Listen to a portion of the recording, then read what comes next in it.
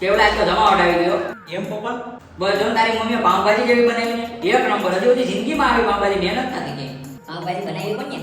મારી મમ્મીએ ને પછી તો એક નંબર જ હોય ને તો આજે આને પાવભાજી ખાવી હતી એની મારા વખાણ કર્યા બાકી આ બધી વખાણ કરે ના રે ના આ હું વખાણ કરતા હતા ખાઈ ખાઈને પર ખગડ્યું છે ને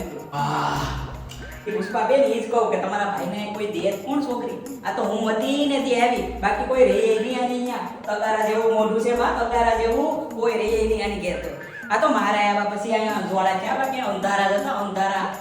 તમને આવું કહે તમને ટેન્શન લેવા ટેન્શન ની ફૂટકે છેડી એવા બધા હારા માંગા આવતા હોય તો હવે પૈણી નો જાય બીજે